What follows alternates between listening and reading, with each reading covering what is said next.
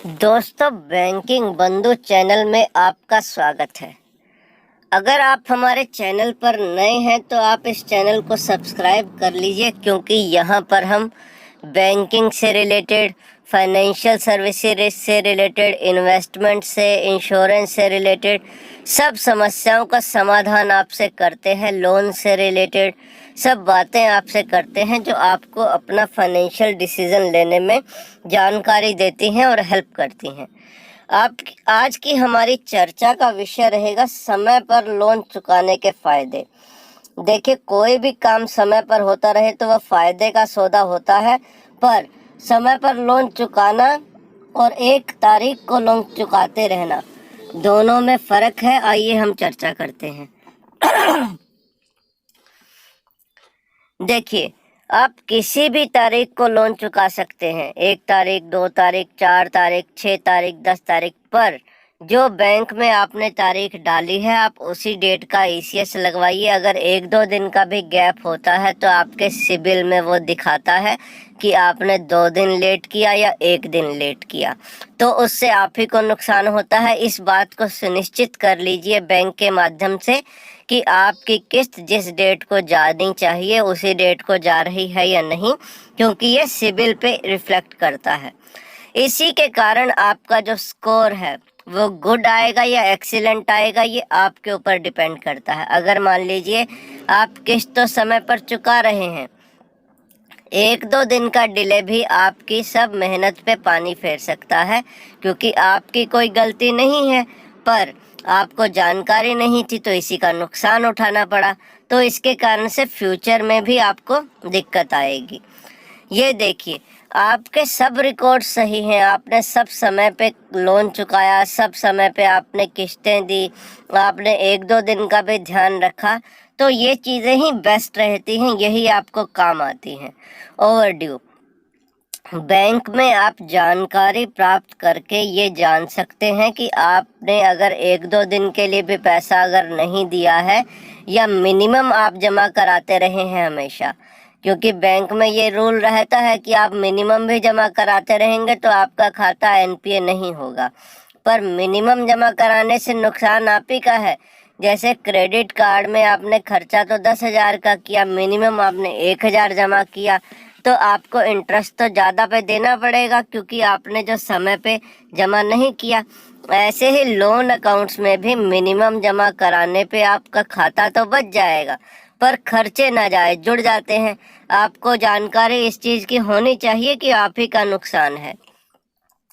First, ये date of EMI है। अगर मान लीजिए आपकी तारीख 1 है ईएमआई की, तो हर महीने 1 तारीख को आप लोन चुकाते रहिए, नहीं तो आप ये जानेंगे कि 1 की जगह अगर 2 को भी हो जाएगा तो 1 दिन का ओवरड्यू हो गया।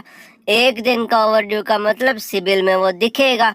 आपकी आदत है जो ये इसमें सिबिल में दिखेगी कि आपने गलती की, पर अगर आपको इसकी जानकारी नहीं है तो इस गलती को सुधारिए और इसको सही से बात कीजिए, बैंक में पता करिए कि 1-1, 2-2 दिन के कारण से आपका सिबिल तो खराब नहीं हो रहा है। पार्शियल पेमेंट, प्री पेमेंट, आप अपने लोन अकाउंट में कभी भी जब भी मन करे आप प्री पेमेंट या पार्शियल पेमेंट कर सकते हैं, पर अगर आप करना चाहें तो आप उसके और प्री पेमेंट, पार्शियल पेमेंट के चार्जेस जान लीजिए। अगर आपको फ़ायदा दिखे तो आप करिए।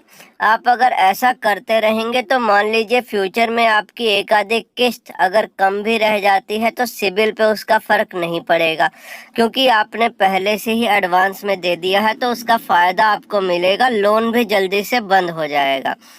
तो आप अगर लोन जल्दी से बंद कर देते हैं, मान लीजिए आपके पास पैसा था, आपने 10 साल का लोन 3 साल में बंद कर दिया, तो ये अच्छी बात है ना। फ्यूचर में आपको अगर लोन लेना रहेगा तो बैंक भी तुरंत दे देगी, क्योंकि आपने अच्छा किया था, 10 साल का लोन 3 साल में चुका दिया। तो इससे क्विक लोन आपको फ्यूचर में जल्दी से जल्दी मिल जाएगा, क्योंकि आपने अपनी रेपुटेशन उस हिसाब से बनाई हुई है।